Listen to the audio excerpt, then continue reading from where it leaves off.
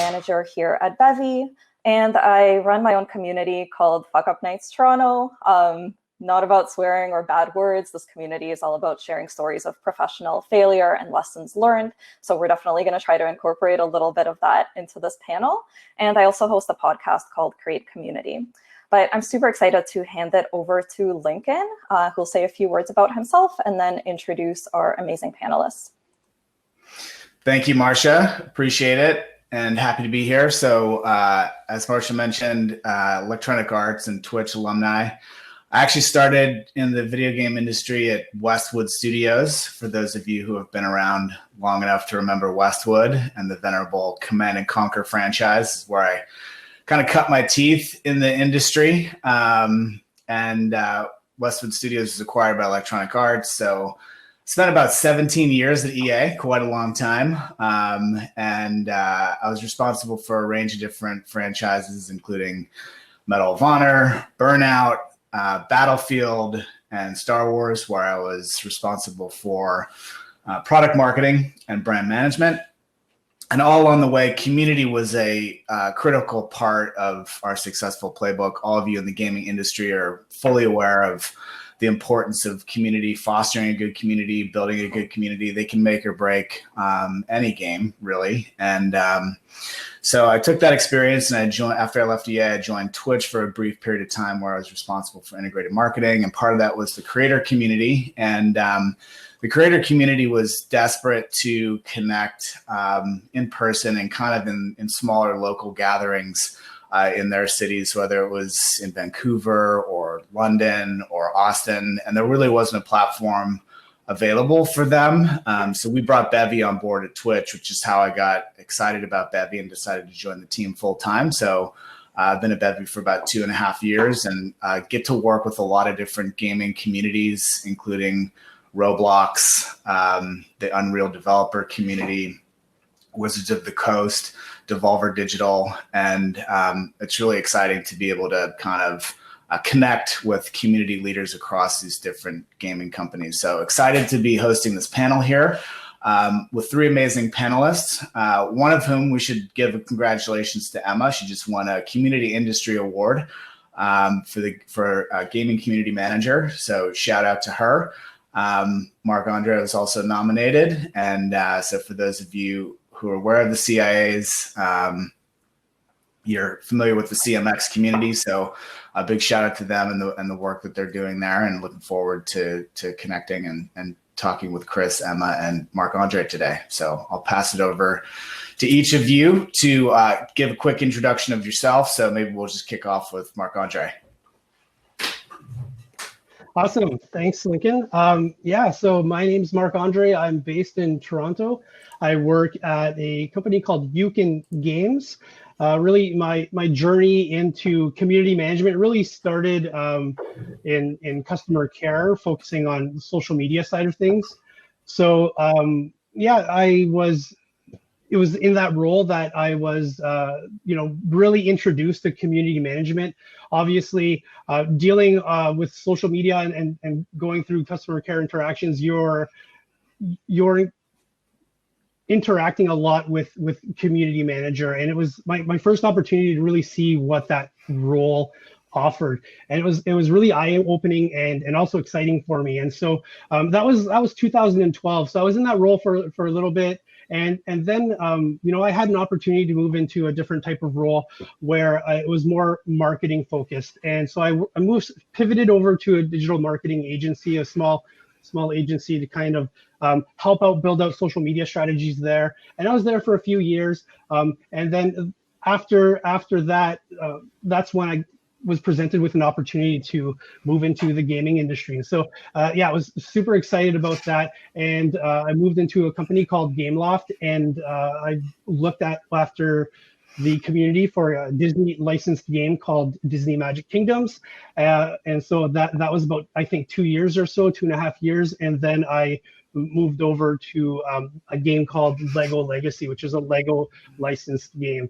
So I learned a lot throughout that whole process, building communities, working with communities. And in 2020, in March, just at the beginning of all of this, the COVID stuff that happened, there's an opportunity for me to take the knowledge that I had acquired at Gameloft and bring it to Yukon Games, who was really looking to expand the community program that they had already built, which was at the time really support focused. And so what we are doing now is kind of building the foundation to grow different types of community programs that extend beyond the support side of things. And so, yeah, I've been really fortunate to have that opportunity. And it's really exciting as a community builder to be able to, take your experience and really apply it and build something from basically the ground up. So yeah, that's a little bit of my background in community management. Awesome. Thanks, Marc-Andre. And so do we have Chris and Emma on yet? If you guys want to start your video, if you see those controls, you have to kind of accept the invitation to join. I'll give you a second to work that out. And if not, I can give a brief intro. Here we go. Emma joining. There we go. All right, cool. Hi, Emma. Hi. Welcome to the party. Thanks for having me. Hi, I'm Emma. I am a community manager at Electronic Arts. I'm currently based here in Seattle, though I am Australian, which explains the accent. I've been part of gaming for a while. I grew up playing games, starting with Magic the Gathering in primary school and sort of evolved into sort of like an interest and a love of games and what goes on behind the digital curtain. I'm originally a scientist, so I did a career change into the games industry all up, and I'm self-taught in communications. So I've kind of got a bit of a weird history. That's a great history.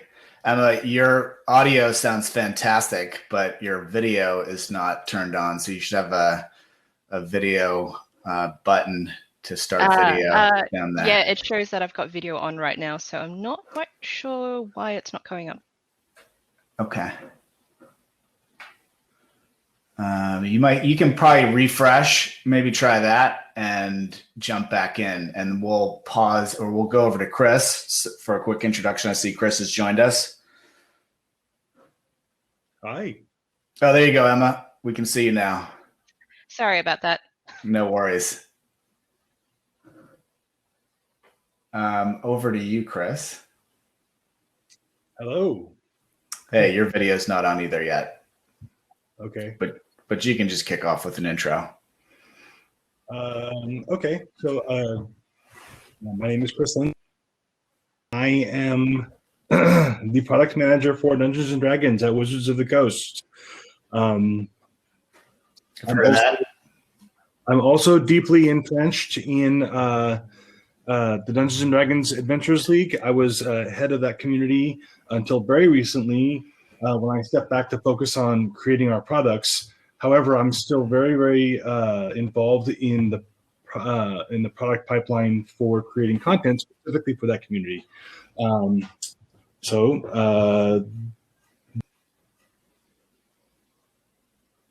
we just lost Chris. I'll say a few words for Chris while he jumps back in. So really interested to have Chris on. Obviously, we've got a kind of a collection of people across the gaming industry is comprised of a ton of different experiences, from mobile to obviously console, PC, and tabletop. So I think tabletop is really interesting because it still brings people together and requires strong community management. So Chris has been kind of a force in the D&D community. Chris, I was just talking about the fact that tabletop gaming is just another key component of gaming communities, and all of them require solid community management and strong communities, and especially in the wake of COVID and trying to figure out new ways to keep people connected and engaged. Yes, particularly in the wake of COVID, we've been very active online.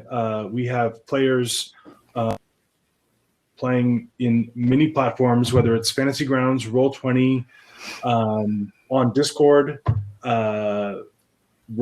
Zoom. You can literally find D&D games everywhere, and tabletop gaming has never been bigger since COVID hit, particularly where role-playing games are concerned. Yeah. So we have a very thriving community, and we have a regular virtual event that we run monthly now, using Bevy as our hub. Cool. Yeah, that's a good transition. So I just kind of want to talk a little bit about, and we'll start with you, Chris, and you can kind of continue to expand on that. But obviously, when COVID hit, in-person connection basically was put on hold. And that was actually great for the gaming industry because what better way to spend time self-isolating than playing tons of video games. But if you're a D&D player, you want to actually connect in person with other players, and you couldn't do that. So would love to hear more about that initiative, how you guys were able to kind of weather the storm, so to speak, and still help people connect to play D&D games. And then I just want to talk then around the horn with Emma and Marc-Andre as it relates to, gaming events, community events, whether it's PAX or Gamescom, E3. Gamers still do want to connect with each other. And that's been very difficult. So maybe we'll just kind of start off with you, Chris, and how you've been able to keep what initiatives you've done to, focus on virtual events and to keep players connected. Certainly. So initially, what we did, first of all, let me clarify in that Dungeons and Dragons has always been played in virtual space ever since, the internet was essentially, brought online for everybody to use. However, that has always been a very small part of our audience. When COVID hit, the first thing that we did was we started an initiative to make a whole host of content essentially free, just to attract everybody's attention. And they could go and they could download this content. And then we use that as a platform to start educating them on how to interact with each other and how to get in touch with each other in virtual space and to set up their games and to start playing. At the same time, we also set up a partnership with you guys and also with Discord in order to create a regular online presence for our community and give them a place to go specifically where they can interact directly with us and interact directly with other people who want to get together and play Dungeons and Dragons online. From there, we ran a D&D celebration in September, which was a massive online event where we ran our first online epic. For those of you who don't know what an epic is, if you're familiar at all with Dungeons and Dragons, it's played with several people around a table. An epic is an event where multiple tables are playing at the same time, but they're not playing individual games. They're all led by a lead dungeon master with dungeon masters at each table, and there are events that are coordinated between tables. And we manage that all through a variety of platforms and Discord. And then, of course, using Bevy as our service for getting everybody hooked to their tables in order to run this massive virtual online event and have everybody feel connected as a single community in a single event at the same time. It was a massive undertaking, but I think that people really enjoyed themselves. Awesome, Chris. Thank you. And maybe we'll move over to you, Emma. And if you could just talk a little bit about your community programs and your initiatives, and maybe, again, kind of how you're thinking about 2021, where kind of community events, like I said, whether it's PAX or E3 or those types of things are not going to take place in the way they did previously. Like, how do you, build those relationships between your community members? Sure. Moving through 2021, I think we're continuing to see virtual events being done across the industry and also more So staying connected through video chat, through Zoom, through platforms such as Bevy is going to be crucially important, not just for the inner workings of the team and how we do development, but also for players around the world. I've seen some metrics saying like the use of certain platforms has absolutely skyrocketed. So I think we'll continue that through and through, whilst current guidance is that we social distance. But there's still plenty of opportunities and plenty of ways we can celebrate with our community and do events for them. How we work with live services that I often help support and also are involved in some of the planning for in-game events. So we may be running, for example, a particular plant. We may be running a promotion on that, doing a quest line, that sort of thing, which is really interesting.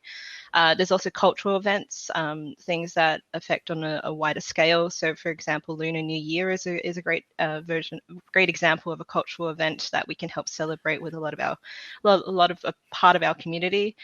Franchise events, we have our own sort of like little seasonal holidays, as well as throwing in ad hoc events, stuff like competitions that I like to run for the community, just as out of goodwill and also a bit of fun and conversation.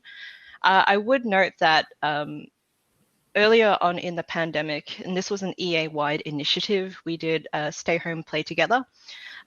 This was to help encourage people to stay home and stay safe, as well as game together, that social element, without necessarily having to go out. So that was really valuable. That just wasn't for my franchise and my product. This is across all of EA. So it was for the larger social good that this was done, and it was really great. We got lots of good responses. Yeah, so cool. I think there's plenty of opportunity in that space. Nice. And Marc-Andre, how about you? How is UCAN thinking about 2021 and kind of the paradigm shift to virtual events and keeping your community engaged? Sure. Yeah. So I guess I come from a pretty unique perspective relative to the other panelists, because I'm really at the forefront of building out the community program from scratch. And so 2020, just kind of going back, has really been about setting that foundation for us and making sure that we have the infrastructure in place to be able to build community program that's really data driven and measurable. So that's really been the focus for us in 2020. And I think it's been kind of a great time to get all of that foundational work set up. And moving forward, now that we are really kind of at the point where set up, it's really understanding what kind of programs we can build on top of that. So things that we're looking at are VIP programs, how to integrate VIP programs into the community program that we have built out, looking at things that leveraging community ambassadors and seeing how we can work with those ambassadors to really help foster the kind of community that we want for our games, and really finding ways to give our communities a way to really immerse themselves into the experience that we try to build with our game, but taking that to externalize that outside of the game experience, so that when they're not necessarily playing with the game, they're still interacting with the brand and finding ways to kind of bring them back through that cycle, re-engage them and drive them back into the game. So this is really kind of where my head's at for 2021 and the type of initiatives that I'd like to see evolve for the community program at UCAN Games.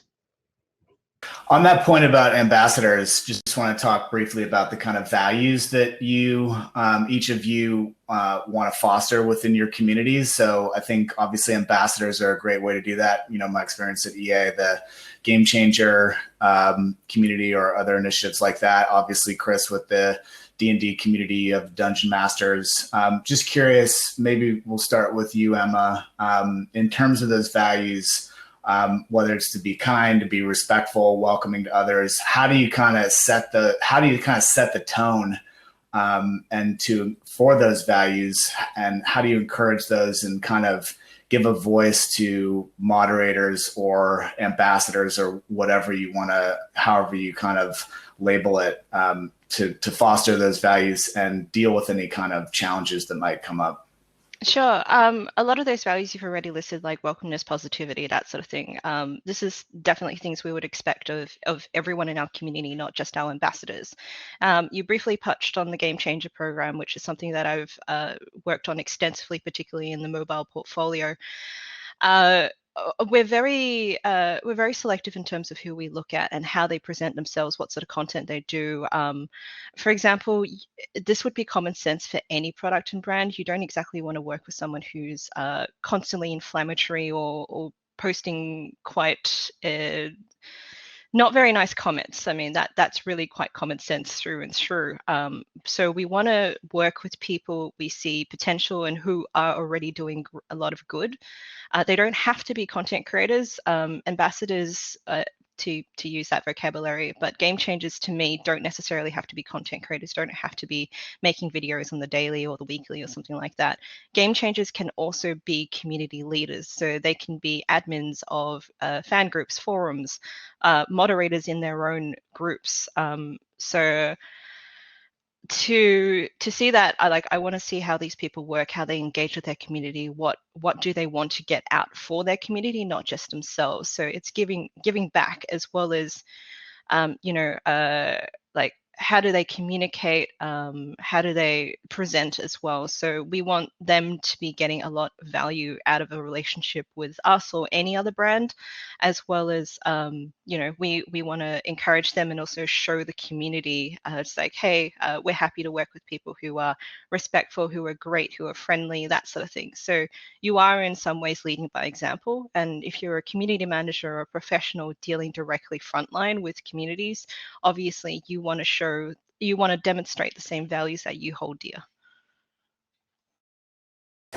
And Chris, how about you in terms of the D&D community? Similar kind of approach there? So for Dungeons and Dragons, being a cooperative game rather than being competitive, when they're at the game table, they're usually the best, right? Dungeon masters very easy to keep players focused on the game and focused on working with each other in a productive way and having a good time. The challenges for us have come with interacting with event organizers who also put on their own conventions and feature our content in virtual play online. And largely what we do with these folks is we provide a certain amount of content to them for free, as well as rewards and so forth that they can hand out to dungeon masters and players.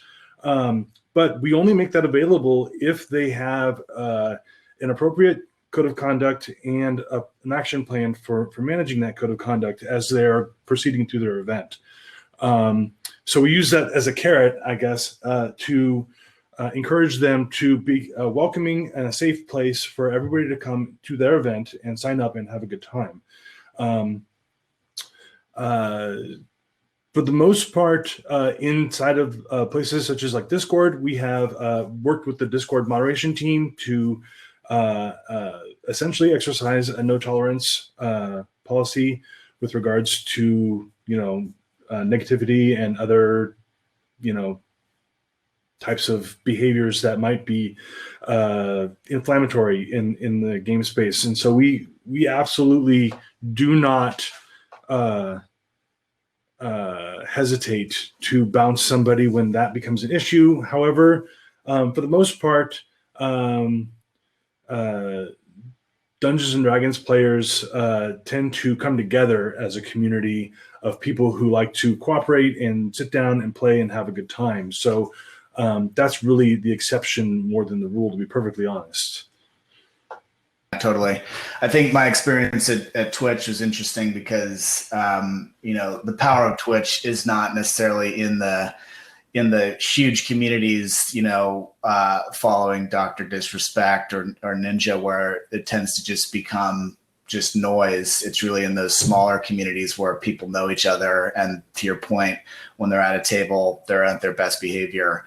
But once it starts to scale and the community starts to get really big, it becomes much more difficult moderate those things, those situations, that bad behavior. And hopefully you can create a community where you have those ambassadors that are kind of self-regulating in the community, where you don't have to babysit everything.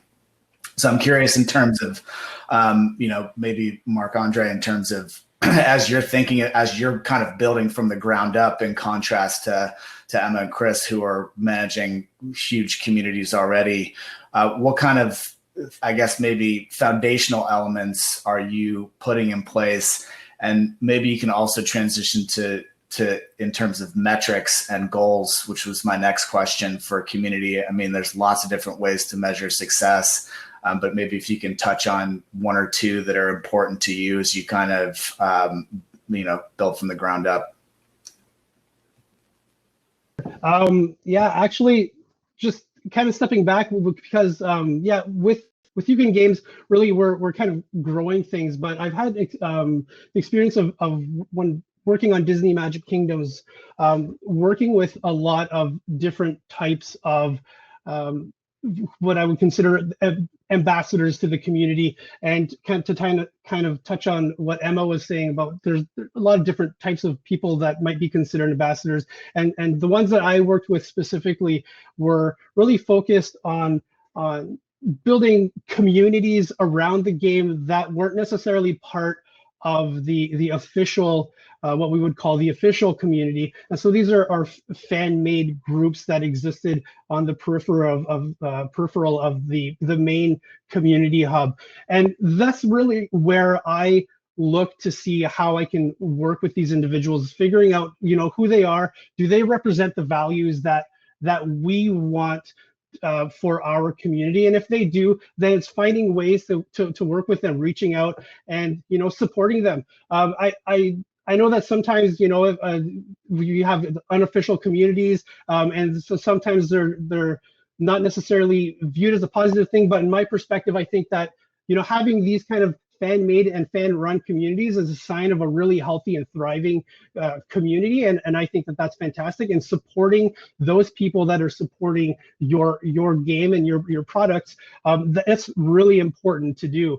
And I have an example where we had this little network of these ambassadors that were running a lot of individual Facebook groups and podcasters and things like that. And we had all of these individuals in place, and what that would allow us to do is give us eyes into all of these little communities that we weren't necessarily able to do at scale in a meaningful way without the support of these people who are spending their time managing all of the smaller communities.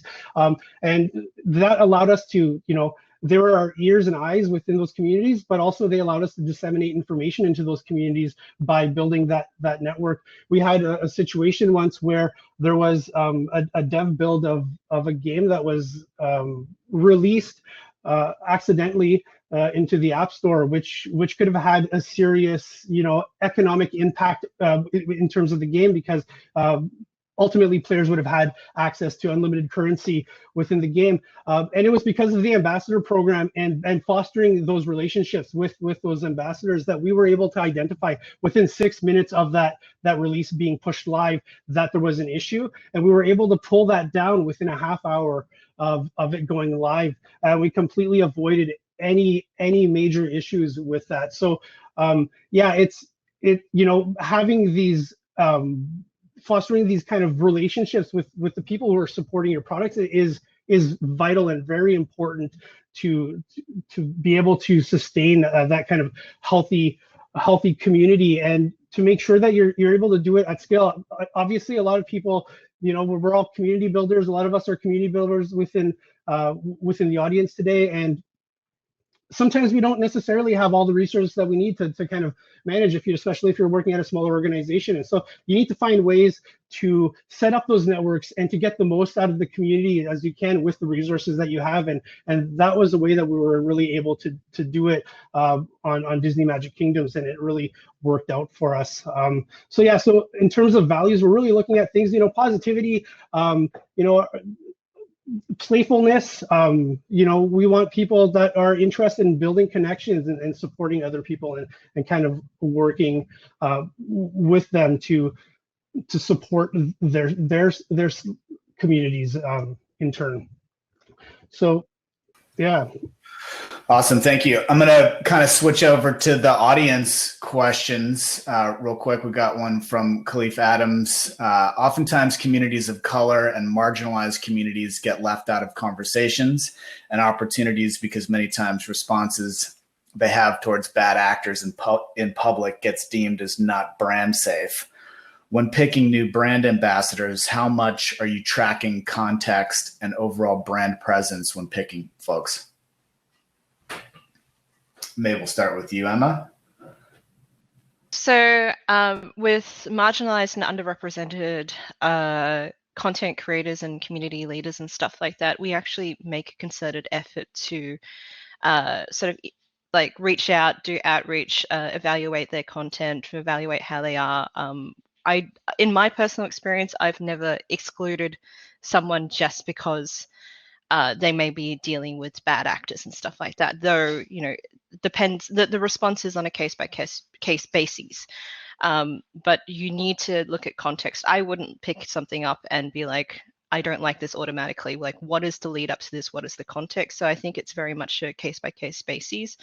But I definitely feel very strongly in regards to underrepresented minorities and groups and how we need to elevate them and also elevate their voices. So there is value in everything, but you need to understand what you're looking at.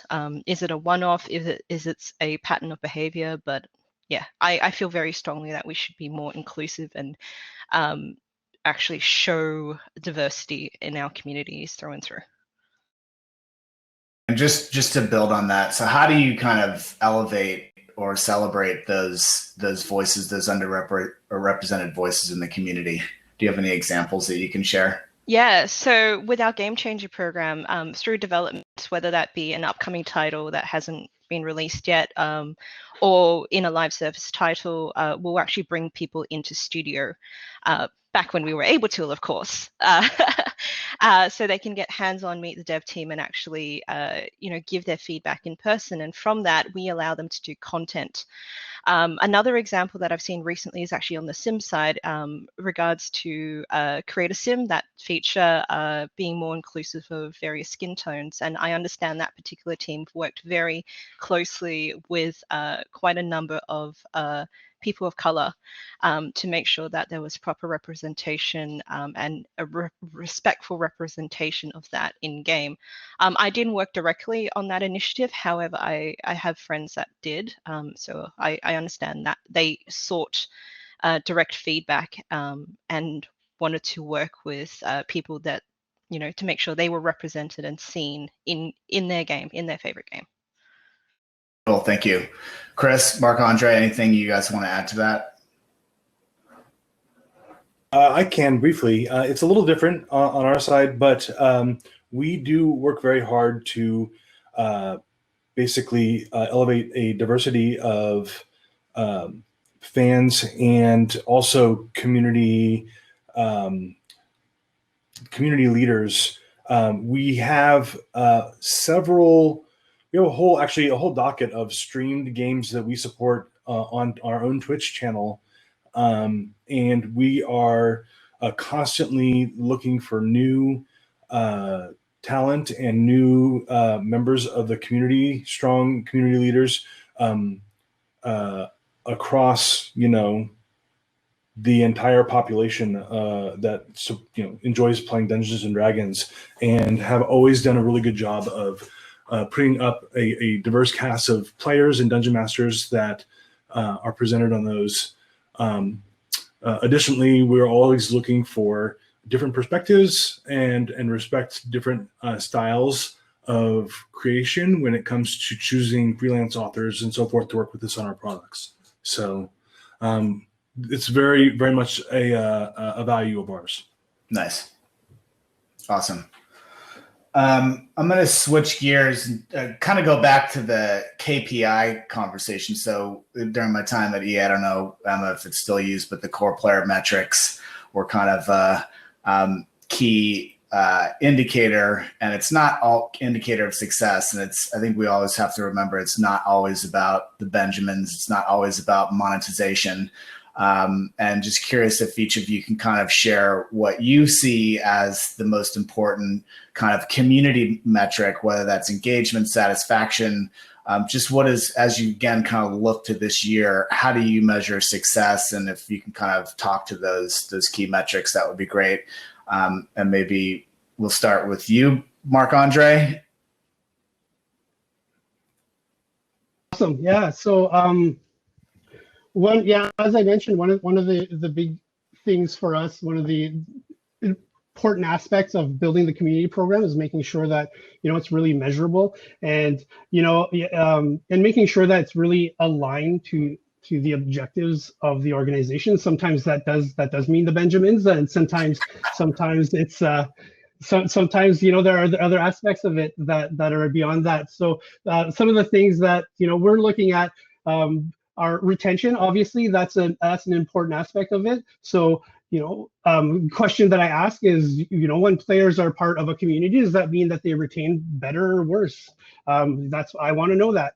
What's the likelihood of players re-engaging with our product if they're part of the community versus if they're not part of the community?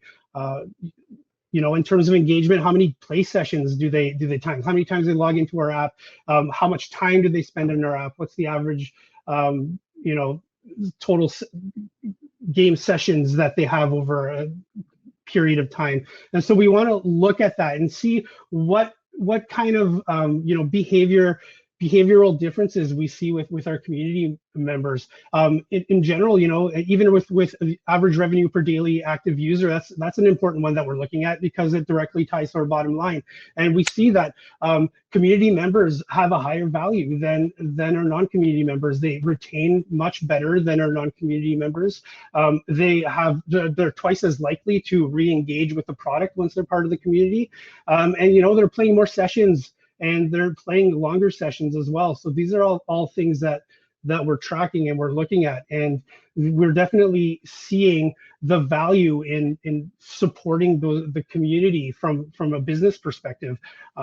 Other things, as you mentioned, customer satisfaction, that is obviously important. And on support side, that's something that we're tracking. So every time, and I'm sure it's common practice, but every time we interact with a player, we're asking them whether they're satisfied with that. And if not, then we look at that interaction and see, well, how could we have done better with that interaction with the player? So those are really kind of the main metrics that we're looking at on community side at UCAN.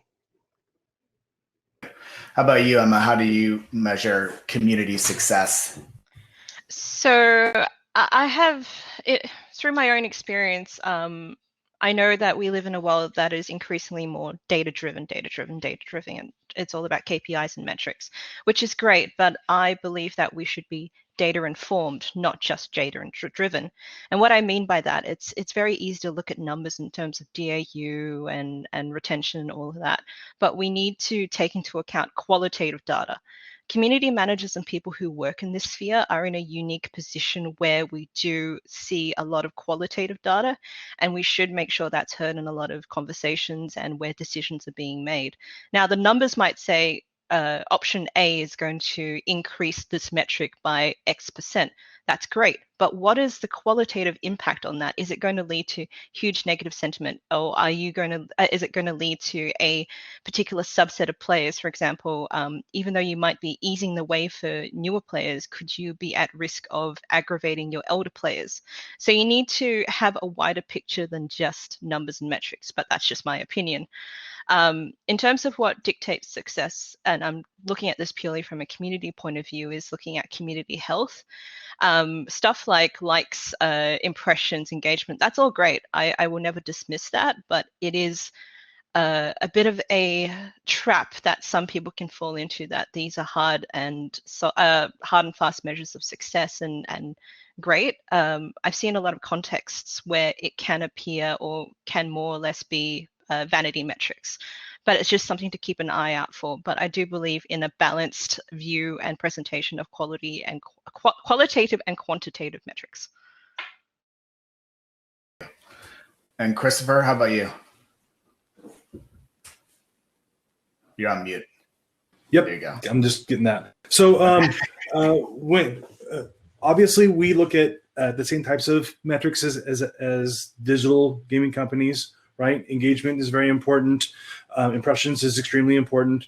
However, we're also able to engage directly with our fans as we are developing products and basically fold them into our own community of creativity, as it were.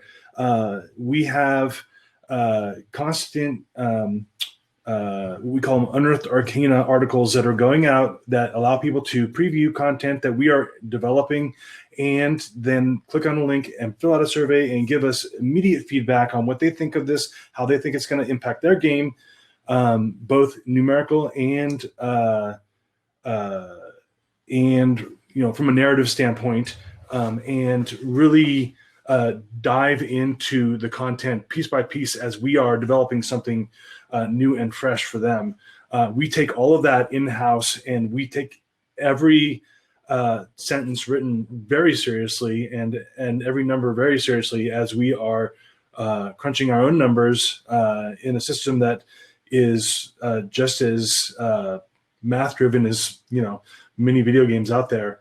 And then also look at the experience that we're providing and making sure that we're providing a rich narrative and story to go along with as well, which seems to be extremely important for our community. So those data points that we get from them and the amount of engagement we get with those articles is extremely important to determining how we're doing as a company and how we're doing as creators. Nice. Thank you. Okay, we're gonna we're gonna get vulnerable here and kind of taking a little bit of a page from Marsha's book and Fuck Up Nights and kind of sharing some failures. I've had my share of failures that are all, I like to call them learning experiences. But I'm curious, Marc-Andre, you mentioned when you guys accidentally uploaded a dev build. I mean, I can't imagine the pit in your stomach when that happens. It's just like, geez, what are we going to do next? Maybe, Chris, we'll kind of kick off with you. If you could share any examples from screw-ups that you've had and, what you've kind of learned from that and how you have applied that going forward. Oh, wow. It's a small. I don't know that I have a specific instance to point to. There's so many, but the fact of the matter is that for example, we, in addition to generating content, we have to manage the actual rules of a campaign. Which, if you're familiar with playing Dungeons and Dragons, there's the rules of the game, and then every dungeon master has their house rules, right, that they play with. And in order to manage a shared world game where we have many dungeon masters who are providing the same experience for tens of thousands of players over the world, we have to institute our own house rules in order to make that work and maintain a consistently high experience across that. Now, that said, what that means is, for us, is we are constantly experimenting and fiddling with those rules to improve them. And sometimes when we fiddle with something, we do end up breaking it, and they let us know almost immediately. So now, luckily, since it is a pen and paper game, we can pivot very quickly on those feedback.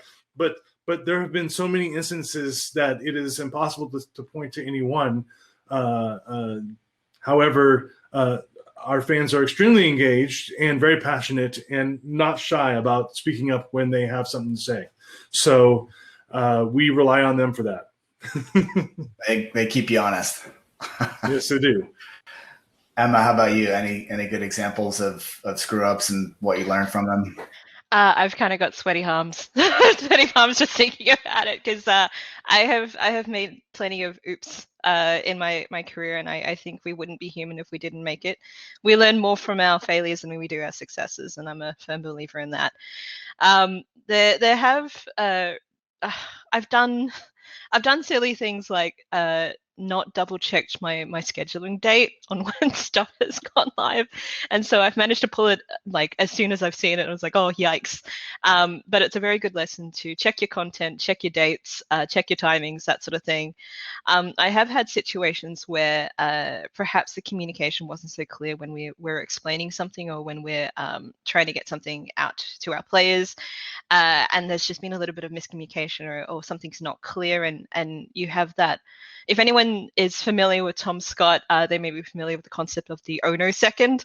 You have that second where it's like, oh no, and being able to recognize your mistake if it's been picked up by the community, explaining it to them as like, yeah, we made an honest mistake, we are human, this is what we meant by it, this is how this feature or event and that is meant to work. So as long as you approach your mistakes with humility and you learn from them and you understand what the decisions and all of that led up to that point of failure, then I think it's hugely beneficial, not just in the moment of, yep, we can fix it, but is in how do we avoid it in future.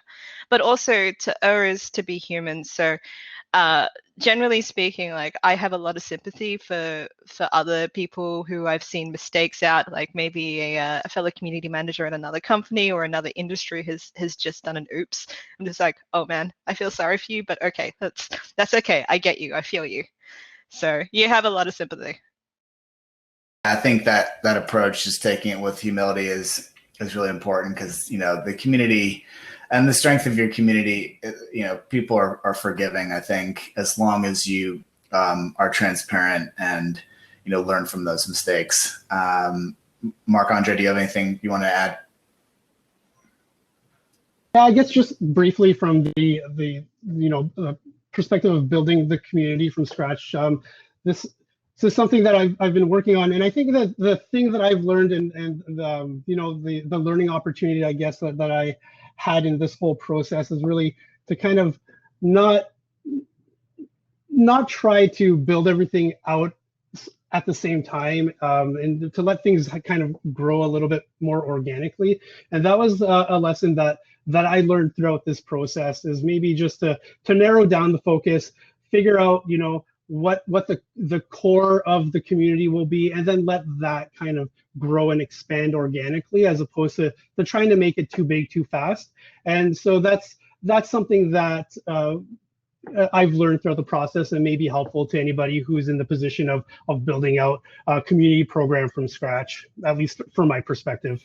Yeah, I think that's good advice as well. It's just to kind of have patience. I mean, organic growth is obviously going to be so much stronger than the kind of forced growth, where you're going to end up potentially letting some bad seeds in. So that's always difficult to balance, though, when you're running a business.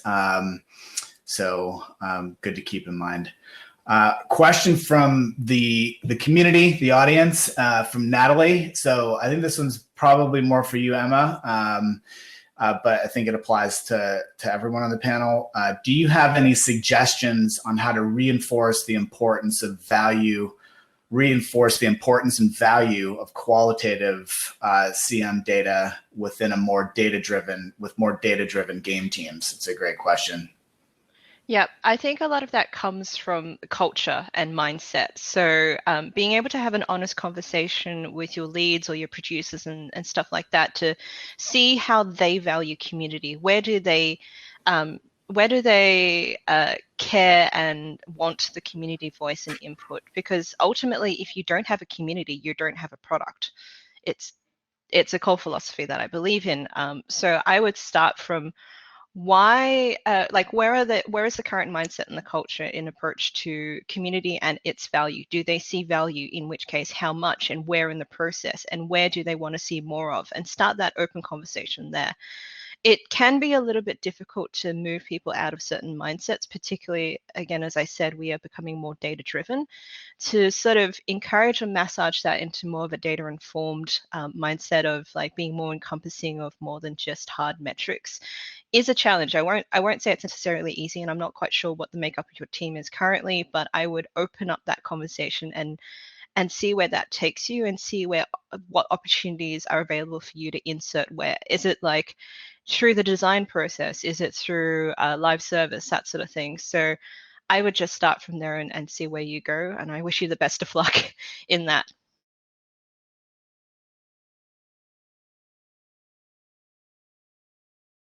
And how about you, Chris or Marc-Andre?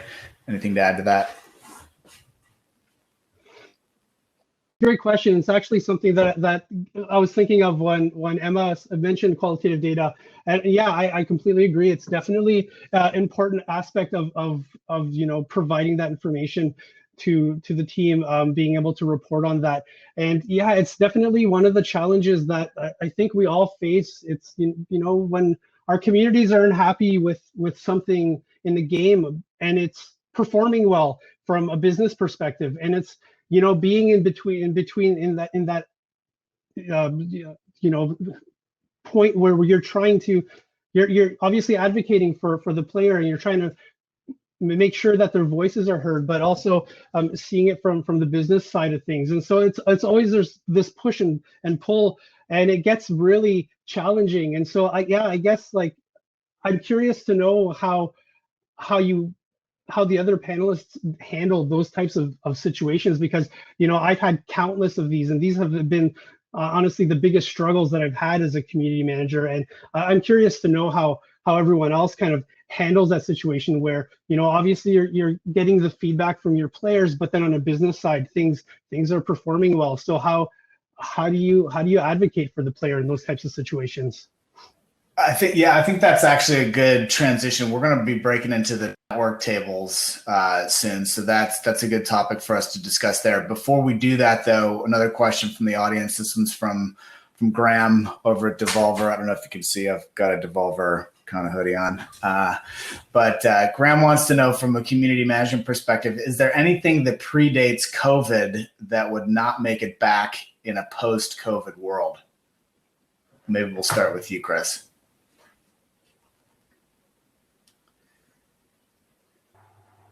Yeah, that's a great question, and I think the predating COVID. So the community, the Dungeons and Dragons community, had many active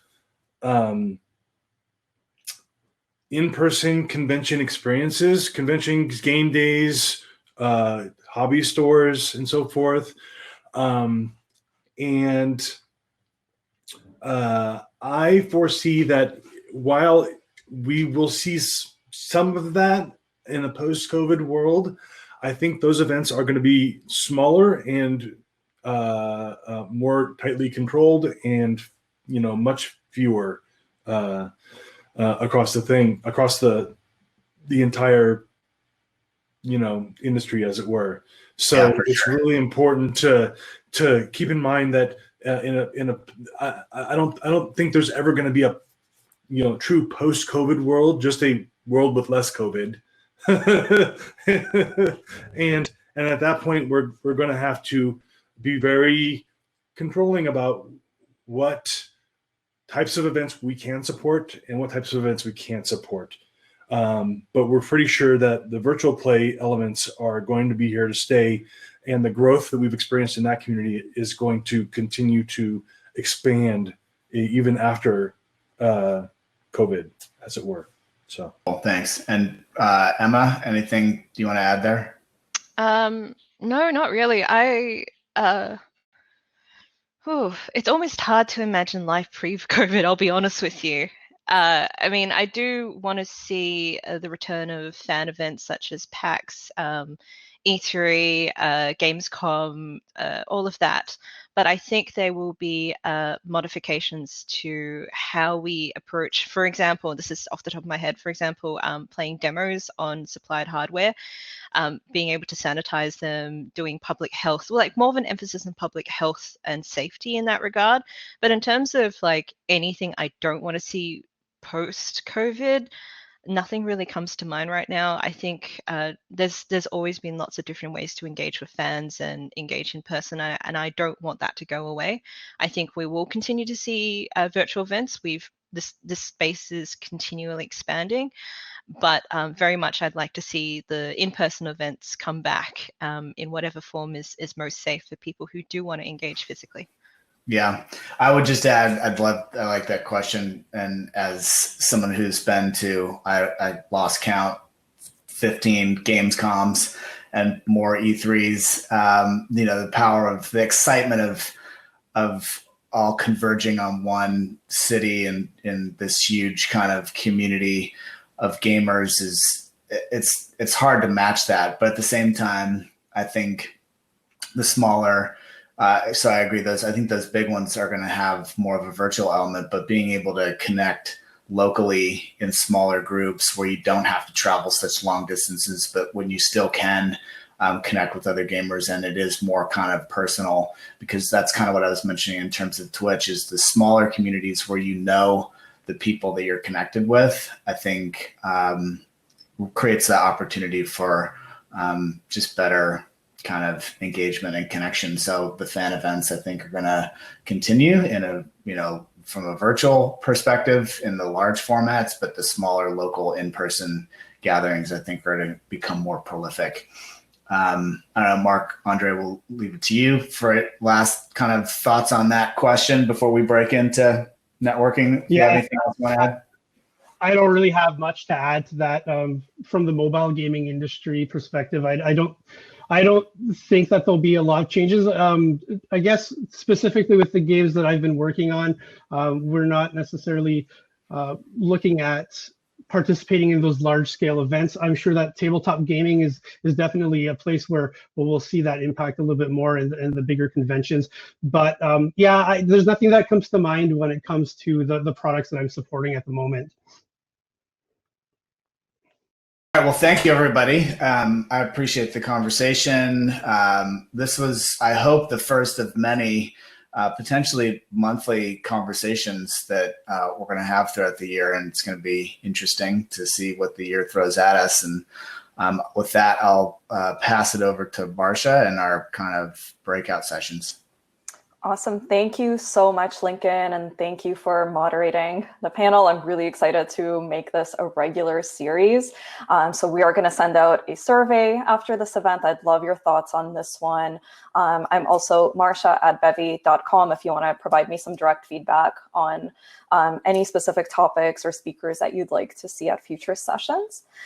So I'm super excited to introduce our breakout sessions, which we're going to be jumping into right now after this. So to get to your session, you're going to see a networking tab at the top of your screen, or you can head to the agenda tab at the top of the page and then click the join button for the corresponding room. Each of the panelists is going to be moderating their own networking room, and I really encourage you to join a room where you can relate to some of the challenges and the topics that each panelist spoke about. So I'll let everybody choose their own room and find where you're going to get the most value from this discussion. When you enter the room, you're going to be prompted to enable presenter mode. So please be sure to do that. And be sure to turn on your camera and microphone and use Google Chrome for the best results. And again, just want to thank everybody so much for your participation and thoughtful questions. And I'll see you in the breakout rooms. Following that, at 10:30, we're going to jump into a game of Among Us. You'll see another session specifically for that in your agenda tab. So if you're able to stick around and play a quick game with us, we'll see you in there. So let's head over to the networking tables. Thanks so much, everyone.